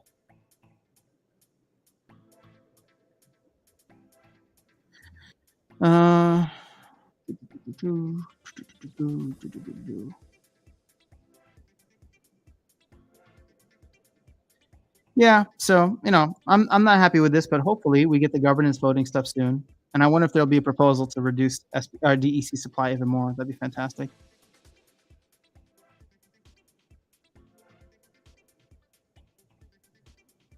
The thing is, I don't know that any of these changes like lead to, a massive shift in the game, right? I think it's I do believe that there will be massive shifts. I just don't think it's going to happen overnight. I think everybody was looking at the airdrop as this like edge of a cliff that we were going to jump off of, and we didn't know if we were going to fall or fly or a bit of both. So now it seems as though a lot of what they're implementing is to kind of create a softer landing, right? Because now people aren't going to be pulling out of liquidity pools, since there's definitely going to be incentives for liquidity pools there. And so it's kind of, and this here's your controversial statement. It's kind of just an extension of the airdrop. It's just the airdrop is not as big as it used to be, but that doesn't change the utility of SPS. And so, I think SPS still suffers from this until we can get more utility. Now, I do think that ranked battle rewards requiring staking to earn rewards is going to be a big deal. And that could be another nail in the coffin for, massive bot farms. Because again, it's increasing the amount of investment you need to put in per bot and decreasing the rewards that you get. So that could be a game changer for SPS. That will put some actual direct utility in. But yeah, all of this, like, it just seems like we're coming in for a soft landing post airdrop. I don't think we're going to get some massive repricing in the market. And again, I've been the one saying that, right? Because we didn't have this information a month, 2 months ago. So, yeah, it seems like things are just going to chug along. And I think that's going to be really disappointing for a lot of people, because people were expecting some craziness at the end of the airdrop. But I do think that things will continue to go down a little bit unless we get bigger pumps in the market. But this relief rally we're seeing across crypto right now doesn't. I don't want to be overly bearish and say that we haven't hit the bottom yet, but I feel like inflation's still at an all-time high in the U.S. We still have supply chain issues. There's still conflict going on. I don't think that we've solved all the underlying problems, and I think if the market continues to get hit, crypto's going to feel it. That's all I'll say. So this relief rally feels just like a short bear market rally. But I don't know what I'm talking about, so I need to keep saying that to you guys. I'm extremely relaxed with all Splinterlands. Watching the team since the start has given me a great peace of mind. They have tackled all hurdles like champs so far over and over again. That's amazing. That is amazing. My faith in them and the team grows stronger every day. I disagree. I mean, to be honest and fair, I do disagree with some of the things that they do, but I believe in their long-term vision for where they're trying to take Splinterlands. And so even if things like suck short term and rub me the wrong way, it's like, okay, well, now I need to adjust because maybe they're seeing something that I'm not, or maybe I just need to reallocate how much of a risk profile I want to have if I'm disagreeing with some fundamentals within the game. So nice uptick in voucher price, picked up more DC. There you go. All the problems people complain about these days have gradually improved over the last 4 years, bots, economy, and much more. We are in a low of Chaos Legion, very similar to previous cycles. Cool. Florian, I appreciate you sharing that. What is up? Jiffle Bridge. I see you. I chat with you in the comments all the time, but I've never tried to say your name out loud. And now I don't think I'll ever try to say it again. So sorry about that. I think the team is just afraid players will pull out from LPs. Oh, 100%. I guess I'm not surprised that they put this in or made sure that they got it ready and set up for the end of the airdrop. What actually happens if everyone pulls out from the LPs? Well, those tokens need to go somewhere, first of all, but I would assume that a lot of the SPS would just go and get staked. The EC would potentially get burned in guilds or used for packs, which means the team is just sitting on them. What ends up happening, though, is that because there's not much depth in the LPs, you get a lot wilder price swings, and that's what they're trying to avoid. Price swings and price impacts, right? So it's like if I want to buy like $1,000 worth of SPS or DEC, now all of a sudden, so sorry. Let's say I wanted to buy $1,000 worth of SPS and DEC. Actually, you know what? Here, this is a great example. And I'm gonna do this with dollars just because I think it's gonna be easier. So let's go here to pools, and I want to look at the Hive HBD. I'm going to try to answer this one a little more detailed for you, Harris, even if you're not asking for it, but hopefully it makes sense. So the swap.hive and HBD, this has about $100,000 worth of liquidity in it, right? So if I go into the swap here, and let's do Hive and HBD. Let me just swap this around. So let's say I wanted to buy, $10 worth of swap.hive. Now you look down here and you can see the price impact is less than 0.01%. Now there's $100,000 in the liquidity pool. So me exchanging $10 from one side to the other doesn't affect it so much, right? Like it's just like a small bucket and the thing is able to reprice itself. But let's say I go up to $100. Well, it's still low. Let's say I go up to $1,000. Well, now I'm essentially trading 1% of the entire pool, right? The pool has $100,000. I'm trading 1% of it. And you can see that the price impact here is 1.67%, which means that I'm paying a significantly higher price for my Hive as we get higher up the risk curve. Now, let's say I wanted to do like $10,000 worth of Hive. Well, look at this. Now I'm paying an 18% premium, and I'm not going to get Hive at this price. Does that make sense? I'm not going to get Hive at the current price it is, because the more I buy from the pool, the more expensive Hive becomes within this pool specifically, right? And just to make it fun. See, if I want to buy $100,000, there's not enough liquidity in this pool. So this is what happens where if people start removing liquidity, then these pools don't have the depth that they used to, and people can't make easy trades without getting dinged and penalized. And that's going to reduce economic activity overall and make these tokens less appealing to transact with. Hopefully that makes sense. Well, LP rewards are in line with the white paper. Florian, yeah, SPS rewards are in line with the white paper. I'm unhappy with the DEC LP rewards because the DEC white paper has been completely thrown out the window, and so that kind of irks me that the monetary policy for DEC has changed. I've only been here for a year, and it's changed several times in just the 1 year that I've been here. So SPS is fine. I'm totally happy with SPS one, but DEC I'm not happy with. Did you catch Hardpoint's comments on additions to the game that haven't been mentioned yet? Wonder what the secret additions could be. I did not gather the magic. What did you get from that? We will get higher volatility with prices. Yep, Florian is right on point. They will replace collection power with SPS staked in the future too. You think so? That kind of makes, man. I wonder if the market is going to suffer, like card market is going to suffer because CP is just not needed as much now. You know what I mean? Like Modern brought it down, but not getting anything for it in the future seems like, yeah, I don't know. It's like less incentive for me to hold these rewards cards and slightly more incentive for me to sell them even at a penny because I can take that penny and do something with it now. You know what I mean? Rather than waiting for the reward cards to be printed out, I can take that penny and earn something with it now. You get what I'm saying? So that might be part of the appeal, and you don't know because I can take that penny and turn it to HBD and earn 20% right now, and I can do that today rather than having to wait and see what the X's will be like on rewards cards. Can I give you investment advice? I definitely cannot, Rick, but we can talk like friends. I also disagree with tons of stuff the team did over the year to a point of frustration occasionally. However, they always come through and delivered, and things look better in retrospect. Florian, that's good to know because I definitely feel the frustration at times, and I've voiced it here, which Eiffel Tower is Eiffel Bridge. Okay. Oh, it's Eiffel. It's like the Eiffel Tower to the Eiffel Bridge. Okay. Oh, I'm sorry. For some reason I swapped the J and the I. I guess I'm dyslexic, so that's why I thought it was edgy full. But yes, Eiffel Bridge makes so much more sense. Oh yeah, but why is there an E? Why is there a J in there? Or maybe that's how it's spelled in the native language. I don't know. Ventura in the house. I love it. Ventura, you know exactly what I'm going to say. You said it for me. Ventura in the house. Okay, so Kaiser saying, I'd rather replace DEC with SPS voucher pool rewards. How do we petition this to the team? The governance voting will be live soon, or at least a version of it.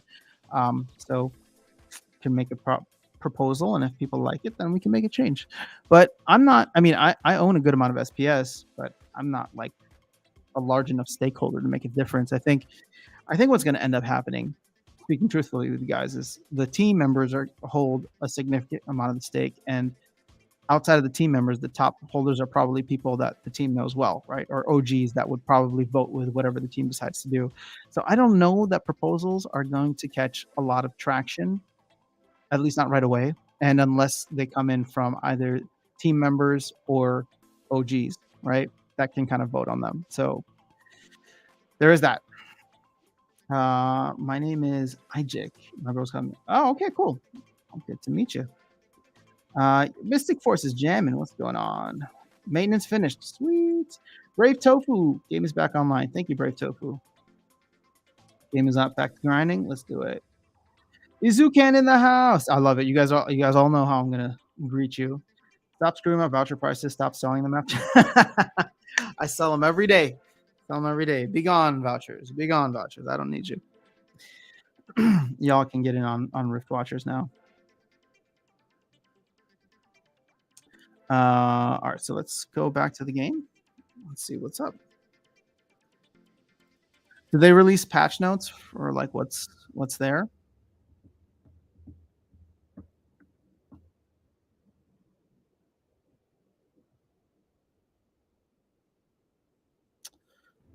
Okay, so let's see. Gonna get some.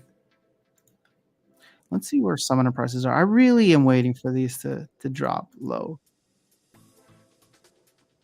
So this is my hope, right? I mean, selfishly, I have a hope that we get dollar summoner prices after the end of the airdrop. Will that happen? I don't know. And I guess I'm slowly starting to dollar cost average into summoners. Actually, I think what I'm going to do is probably max out. I need to buy another Quicks to max them out, and then I need to buy 5 Grandmaster Wrath. So maybe I save up for those guys first. I don't know.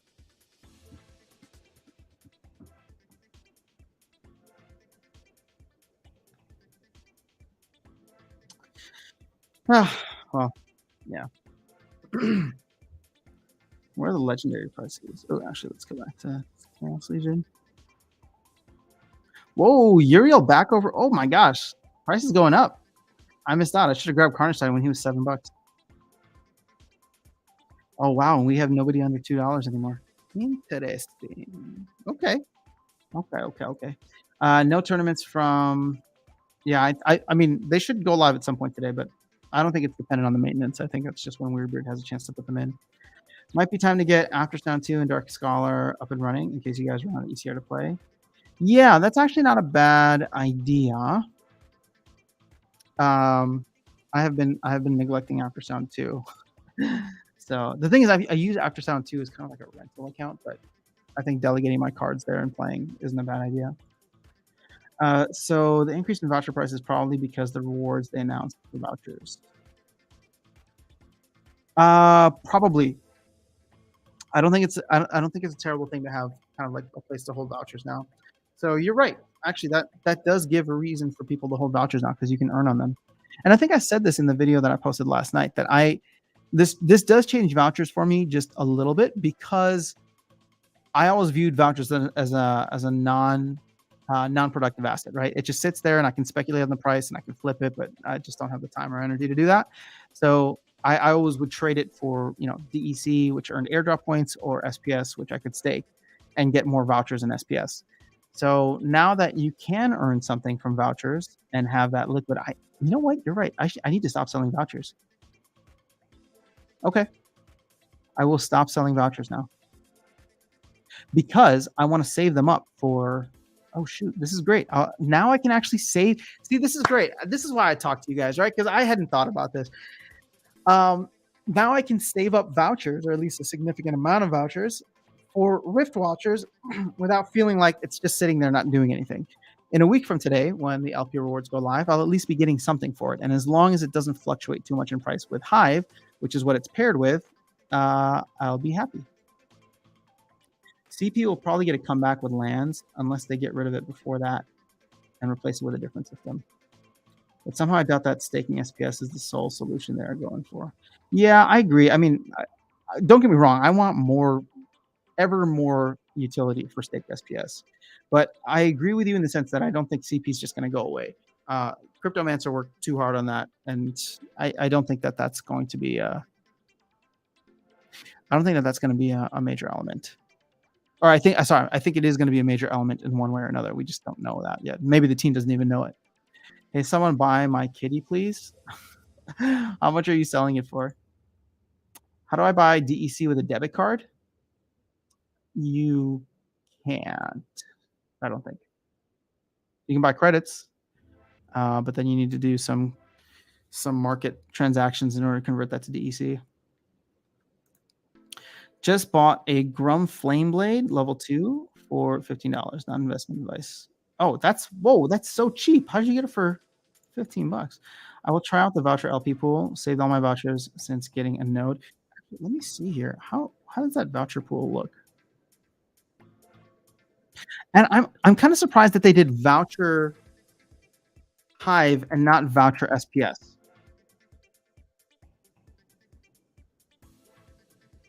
You know what I'm saying? Like, wouldn't you want to hold SPS and vouchers together because those kind of like work in conjunction? Again, speaking from like the impermanent loss perspective, you would definitely want those because they rise and fall somewhat together. Whereas Hive can be completely separate. But the nice thing about this is I don't own any Hive. I mean, outside of like what I have in my resource credits or staked.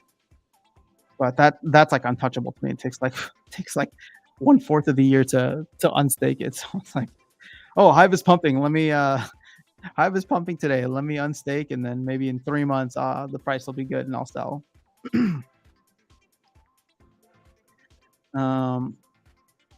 So this will be a good way for me to have some exposure to Hive in the long run too, because I'm someone I'm very enamored by Hive, and just I'm wondering why it's not more popular as a blockchain, because I've had very few issues with it.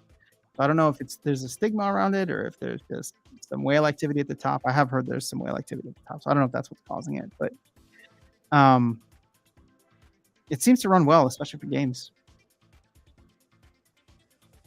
And so there's not much liquidity here, which is kind of nice. There's only 30K. Hmm. All right, you know what? You've convinced me. All my vouchers are going there now. I will stop selling the vouchers. Who told me to stop selling them? State of survival. All right, I will stop selling them. USA, USA, USA. Oh, you're in the USA. Don't waste your SPS on Rift vouchers. Buy them off Hive. Win money from selling your vouchers. It's an interesting approach. I think that there are going to be airdrops though for Rift vouchers as well. So depending on where you buy the packs could make a difference in that. Will we need to stake vouchers to get rewards or something? I don't think so. That doesn't seem like that's something they would do. You can buy DEC with credit card, just push plus next to your DEC. Oh, I didn't know you could just straight up buy DEC. Oh, you're right. Holy crap. Okay. Well, that's how you do it. You just hit the plus button here. Because this is almost, I mean, they're almost acting like an exchange, which I feel like is probably okay for non-US, but I also feel like the US has weird rules. I mean, the thing is, I don't buy my DEC through here, although maybe it's not a bad idea. If I'm bringing in fiat money, it usually comes in through other rails. Voucher SPS would be great. Yeah, see, so they're not live. They are set to go live a week from today, so the end of the airdrop. Let's see. Before we get into that, oh, whoops, LP rewards. So in order to get the LP reward started sooner, we will be reusing the old LP reward system that we used for DEC LP rewards last year, which should allow us to get the new LP reward system live starting when SPS airdrop ends on July 26th. Team is working a bit now for setting up LP reward smart contracts that can be deployed on Ethereum, BSC, and other small. Oh, interesting. So I just put some into the BSC awards, into BSC, but that's not going to go live for a while. But it sounds like anything that's on Hive Engine can be used. Did not catch that the first time I read it.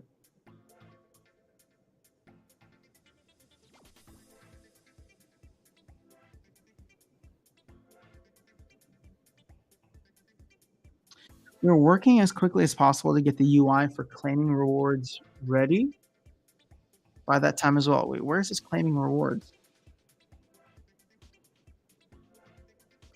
I don't think I fully understand that. I hope that they can. I guess we have to wait until maybe next week or 2 weeks for Matt to come back on. The transact is not easy. I tried to deny it on KYC, US citizen. Yeah. Oh, you know, I'm sorry. I feel like I saw a comment, but then I didn't respond to it. Somebody was asking what KYC. KYC is a law, I think, in the US. I don't know if it's a law, but it's at least a terminology for know your customer, meaning that you need to reveal who you are when you make transactions. So, for example, if you wanted to stay off the grid, then you would work with non-KYC.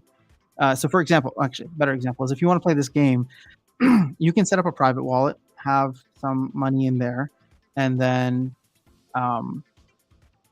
basically interact with the game completely anonymously, right? You could create an email, anonymous email account, and connect a private wallet, and nobody would know who you are. And that's the point, right? The team wants that as something that people can do, so that your actions can't be tracked, right? So, I mean, that's one of the big things with cryptos: privacy, surveillance state. Even though Bitcoin, I mean, blockchain is like kind of the antithesis of that, but there are some interesting projects out there like Monero that offer privacy.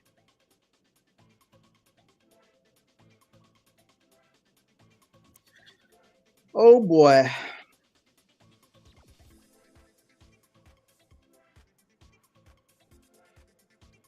Wish I could play some games. See, I'm feeling the itch to play right now, but I suppose we shall wait.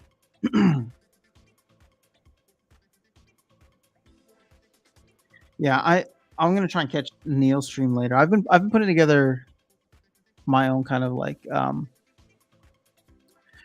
spreadsheets for this just to figure out where makes the most sense. But now with this information, it seems as though SPS or it's not going to be available right away.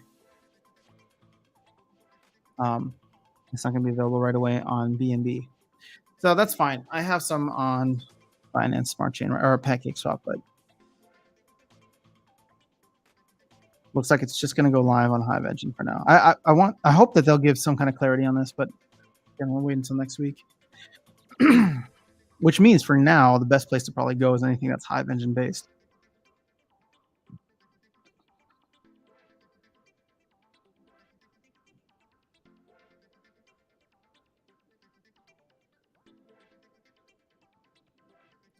So Gathering the Magic is saying Wild is so much easier to win in than Modern. Anyone else agree? Yeah, because Modern's full of real people, not bots. But I think that's going to change soon. I think more of the bots will start coming over to Modern.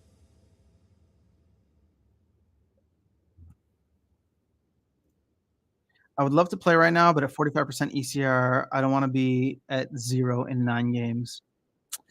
Well, this is not going live until next or until Thursday. But man, like it just feels like with this ECR kind of thing, ECR change, people are just gonna be incentivized to be running like 2 accounts, right? Like you run one account down to 75 or 50%. Actually, yeah. So here's the thing. Actually, you know what? You could play. How would you game this? You could play 30 games per day on each side, or 30 games per day, and over a week you would play 210 games, right? Now you could play down to 50% and get 70 games in, roughly, and then delegate to another account and play another 70 games there. And as long as you did those both in the same day and then allowed for a cooldown period on both accounts, or maybe you could stagger it. You're playing one account each day. Yeah, I mean, I guess you could do that. So it would be incentivizing people to have a second account that they play on. I don't know. What do you guys think? I'd have to actually run some numbers on that, but rough numbers seem to make sense. It's still kind of incentivizing secondary accounts rather than having everything play in one. Wild is bot lane, Modern is way harder. Agreed. I want card staking for ECR boosters. Cheap cards will get some value through that, and players can play longer. That'd be interesting. There's a lot of fascinating ideas kind of thrown out there. And I don't know if any of that's going to get actually implemented, but I feel like there's so much the team can do, and they're working on it. So that's the exciting part. But yeah. Oh, let me check one thing. Make sure I don't have somewhere to be. Or how much time I have left with you guys, because you know me, I always get carried away and have fun.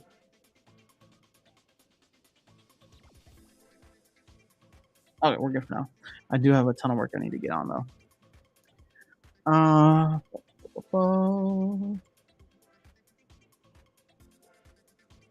Wait, now I'm excited. I want to put something into the voucher pool. Actually, no, I can sell my vouchers for a little while longer. No, I'm just kidding. I'll put them into the voucher slash EC or Hive pool. Oh, there's not much here. Never mind. That's not going to be enough. 0.69. We'll just add it in.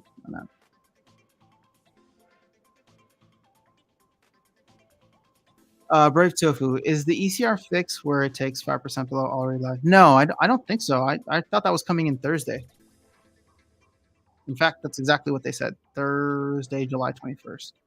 I don't know what the update today was. I wonder if it was just some like minor bug fixes here and there.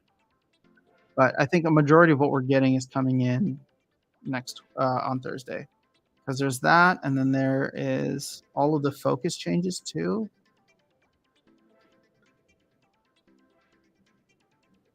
So changes planned for the week of 7/18. So we're gonna get the new daily focuses. That'll be fun. Oh man, I'm gonna be traveling when we get all the new focuses, but maybe I'll find a way to play. The daily focus mechanic update is going to change as well, so that should be good. Focus splinter element no longer active. The minimum card rental time is going to change to 2 days. And adding merits to chest rewards. And higher potion quantities and higher tier chests.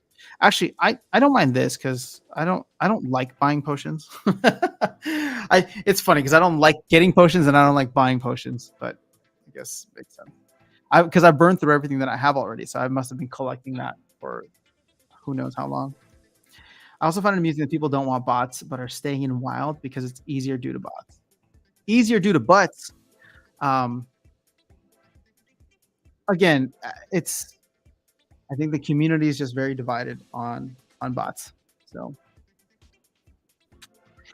some people love them, some people hate them, some people love to hate them. Who knows? I think we're gonna buy another land plot. There you go. How many do you have now? Virus, did you have any thoughts on Commander Kamiya's proposal that Hardpoint liked during the town hall? I don't remember what it was. Can you give me just a quick synopsis or summary? Sorry to make you type more, but I don't remember what that was. I was watching it live too.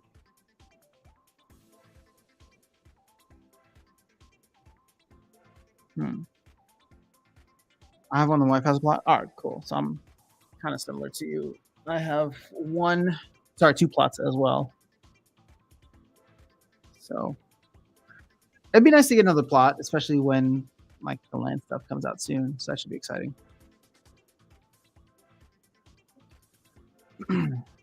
Oh, yes. I did hear this, and this is exactly what I was thinking about like a minute ago. I don't know how I feel about it. Because it's kind of just like a rough thought right now. Here's the thing though. I don't like it. Just from a general point of view, just raw reaction. And the reason I don't like it is because if you're going to penalize people who are able to play at higher levels with lower level cards, I don't know. I feel like you're penalizing people who are able to win with better strategy. And that kind of goes like against the whole point of like what the game is about. You know what I mean? Like if you can put together a team, like there were so many times I would play against that Silver Shield Assassin team where I would play, even though I play in gold, I would play a level 1 Mylar and I would just stack as many fatties as I could so that the Silver Shield or Sneak team would just kill itself. And I would beat somebody in gold with a level 1 Mylar, right? And to me, I think I should be rewarded for that. Or at the very least not penalized because I was able to figure out what the other team was going to do and plan accordingly. You know what I'm saying? Like, and so that's just for me selfishly, but on a broader objective level, I think if you're able to play and get to higher levels with lower level cards, you shouldn't be penalized for that. They got to find a better way. I understand the ratings inflation thing, but there's another solution to the rating inflation thing that I think should be discussed. I don't remember what it is exactly now, but it's definitely a problem. And as the game continues to grow, it'll definitely continue to be a problem. So if you want to have all 1 BCS cards and gold, yeah, that sucks. I don't agree with it. I think in that iteration, of it, I don't like it. If it's massaged a little bit so that it doesn't take away from the competitive nature, then that's fine. But like I own my level 1 Mylar and I own all my other level 1 cards. So it's like now not only are you encouraging asset ownership, you're encouraging leveling up, but I feel like you're doing it with a stick rather than a carrot, right? I would rather the rewards be so freaking good at the higher levels that I want to do it and not feel like I have to do it because you're beating me with a stick, right? I want that carrot.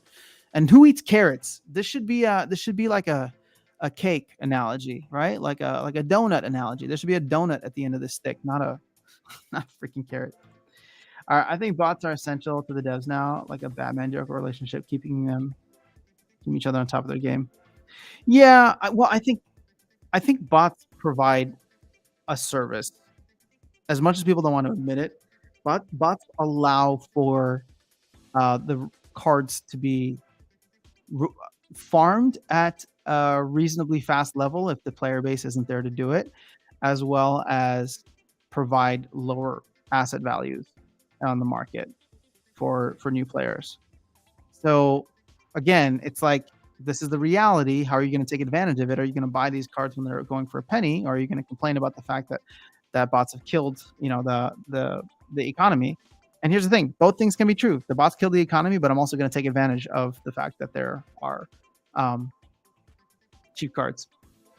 So I don't know that I don't know that they go away, but I would like for their impact to be phased out, right? They'll probably still always run, but no. Archmage bot starts adding modern and wild. Yeah, and I mean Splintermate has had modern since I tested it out like a week ago. So I don't know what's taking so long, but maybe it's just these older bot farms. Stack as many fatties as I could. Yeah, that is the strategy. Sometimes you just gotta stack fatties. I agree with you. Just wondering your thoughts. Yeah, Virus. I hate to give like publicly recorded thoughts when I don't know. I haven't like thought it through, and there's just not enough. There's just not enough like details around it. But just on a basic level, I just feel like you're punishing competition. You're punishing smart strategy in competition, which I don't care for. I feel like there's a better way to do it. Twinkie on a stick. Well, I guess that can survive the apocalypse, right? So maybe Twinkie's better than donut. And speaking of which, I don't eat Twinkies or donuts, but if they were on the end of the stick, I would still chase them rather than being hit by the stick. That's all I'm going to say. That's all I'm going to say. All right, so what else do we have here? Future changes. See, they keep talking about the season rentals, but this is something that I think would really help with the 2-day minimum. It would just make players think about the game differently and their relationship with playing the game differently, while removing kind of that 1-day exploit. But I hope we get this. I don't think we're gonna get it next week, but maybe in 2 weeks. And and let me be very clear because people might think that I'm like using some inside info from the team. I have no inside info. I'm just thinking that next week is gonna be busy with the end of the airdrop and the aftermath of the airdrop. And their kind of release schedule so far for like major updates has been roughly every 2 weeks. So I don't think we're going to get it next week. The earliest I think we can get is in 2 weeks. And I think the team would have every incentive to get it to us within those 2 weeks. Ooh, positive vibes in the house. What's going on, positive vibes? I think an easy fix would be to increase ECR rate drains in lower leagues, but highly decrease the rate ECR drains in higher leagues. That is interesting.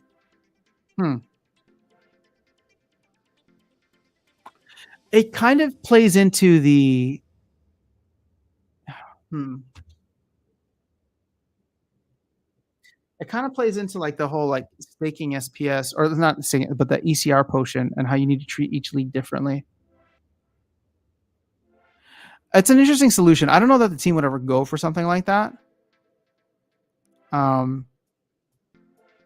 But it's one of those things where, okay, if you're not going to make the rewards better in the higher leagues, because right now I feel like it's still better in some cases to go for 100 bronze chests rather than 10 champion chests. So if you're not going to make the rewards better at the higher leagues, then maybe you make access to those rewards easier by offering a tiered ECR system. I don't love it, positive vibes, but I don't dislike it either. I wonder if the team would be open to something like that. Great suggestions from everybody. This is always enlightening for me. Kraken, careful with punishing new users. So I'm not. I don't know if you're referring to positive vibes. I would say Yeah, I would say that you leave the lower leagues the way they are right now, because I actually think bronze is still perfect, right? Like I know I know all these nerfs kind of suck, but at the same time, like what I love is the fact that a player can come in who has no experience, brand new to the game. They can come into bronze, rent a couple cards for super cheap, or buy some cards, play the game, and they can earn rewards like that, like pretty easily, in my opinion, right? And I know the bronze player experience might not be the best, but they can earn more than one chest per day, which I think is tremendous. And so I think the bronze experience has done leaps and bounds better. I would say that you have to improve the higher leagues rather than nerfing the lower leagues. You have to improve the higher leagues. So to positive vibes point, that could be one way to do it, where you reward, or see, here is what they're saying. It will reward the players who invested the most in cards and want to play the most, to stop players who've invested a lot from playing. Makes no sense to me. Yeah, actually, this is great. I'm gonna bring this to Darkest Night, because I wonder if he'd probably get behind something like this. Because for him, he's like, man, I have my account value, right, from playing this game for a year plus, or however long it's been, is worth X amount, and like I'm fighting, or I'm battling to make like pennies, right? And he loves playing too, but it's just the fact that like you're gonna get somebody who like loves the game to like feel like their love for it is nerfed in a way, because of the changes suck.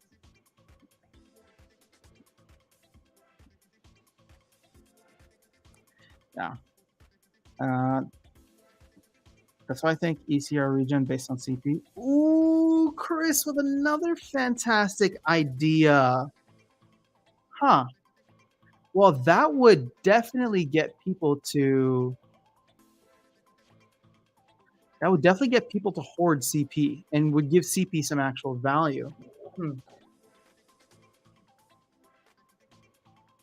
Because if it's a combination of your CP and then like your cards that you play, right? So like I could have enough CP to play in gold, and maybe my rating would be high enough to get into gold. But if I'm going to get destroyed in gold because I'm playing with level 1 cards, then that kind of takes care of itself.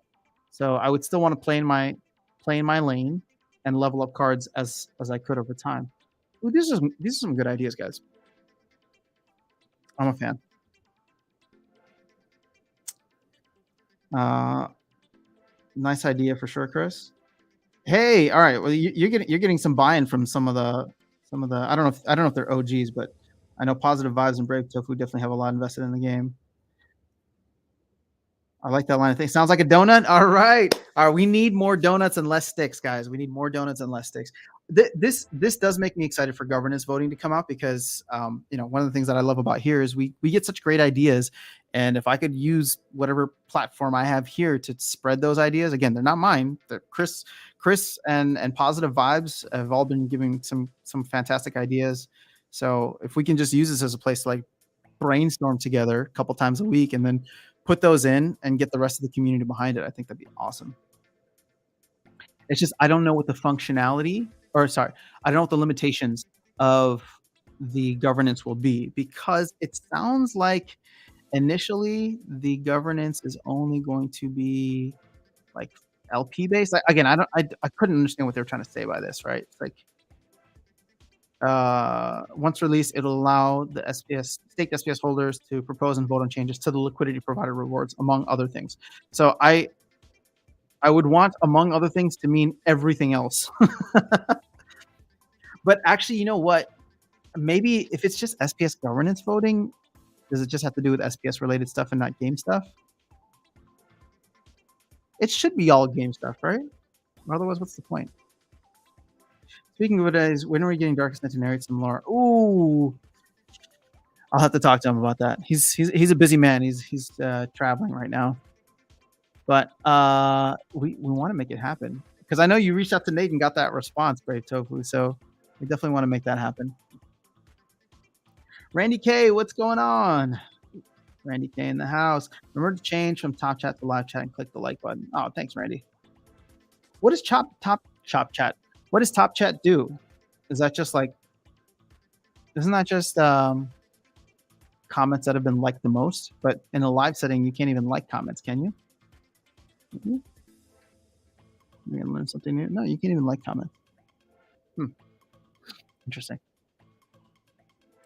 All right, guys, we are approaching 2 hours here. I need to get started on actually some some stuff for the Splinterlands upcoming lore. So I need to do that. I think I've already missed my first deadline, so I want to make sure that I get it before the second deadline. And I'd like to know how Darkest Night is going to handle the new ECR change. He loves to play. Yeah, well, he's not happy about it. Let's just put it that way. He already messaged me saying that, so we will see. We'll see how that goes. I don't know when I'll be able to chat with him again. Maybe next Sunday. You know what? Actually, so I'll be traveling. Oh no, I can't stream on Sunday. I'm gonna be busy. But maybe I can stream on on Thursday. Because since I'll be traveling, I won't have my like main setup with me. But I am taking this laptop. So really, the only thing that I'm missing is a good microphone. But maybe I'll still do some content if there's stuff happening. If you guys miss me, then I can hop in live. I just need to get one of those USB microphones because I'm not traveling with this. So I'll all right. Now I'm just thinking out loud. I'm thinking out loud. Also, the implementation may be harder than just coming up with the idea.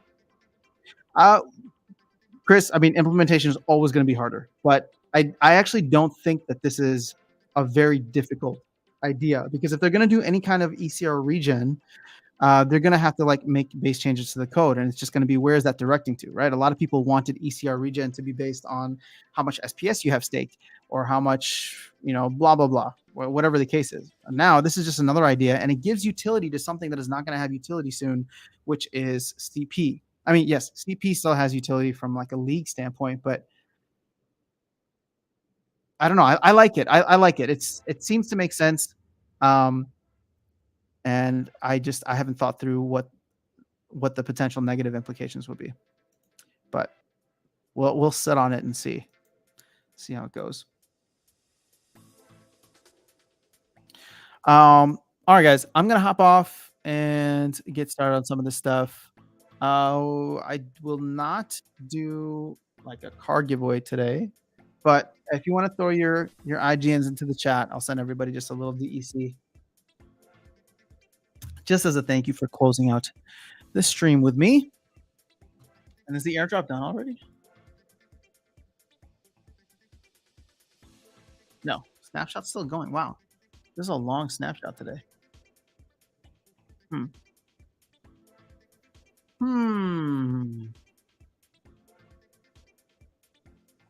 All right, so I may go live Thursday if you guys are okay with me using whatever I won't have this microphone, but I'll use whatever the built-in mic is, or maybe I'll get a different microphone there. Yeah, maybe I'll get a different microphone over there. That way I can still do some content and streams. So, because I'm gonna miss you guys. I'll be gone until I'll be gone for a full week. So yeah, my next stream wouldn't really be until next Thursday. That's a long time away. I definitely can't stream on Sunday. And next Tuesday might be tough too, but we'll see. We'll figure it out. All right, let's see some IGNs coming in. All right, just gonna give everybody another 30 seconds. Safe travels. Thank you, Jobby. I appreciate that. Gotten late. What do you think about breeding and walk-in? I haven't done it yet, Cruz, but I did buy a walk-in token. Or sorry, I did buy a walk-in level 6 NFT. So now I'm earning more, but it is what it is. I don't have any place to sell walk-in token. That's the problem, because none of these exchanges are set up for US. So I'll have to like get sneaky with it, or just wait until it comes to Radium, which I hope it does soon. But yeah, more walking content. I still need to do the decrops video, so if I get a chance, I'll do that later today. We'll go from there. Cool. Can't wait for after night. Yeah, we'll see when we can find another time to chat. I will be in Chicago though. So I know Luthien wasn't on stream today, but she's in Chicago. So I don't know if we're gonna try and do like a Chicago Splinterlands meetup. If I have time for that. It would be fun. It'd be cool to like meet up with other people IRL. You received 21 loot boxes in Steppen app? Or I'm assuming you're saying Steppen. That's crazy. How did you receive 21? All right, guys. I will catch you all later. I hope you have an amazing rest of your day, and a great week. And if I don't chat with you, then I hope the implementations with the new focus are exactly what you are hoping they will be. And I hope the end of the airdrop doesn't send us all off a cliff. But I will try to be in touch before I head out. So, all right, have an amazing day. Peace.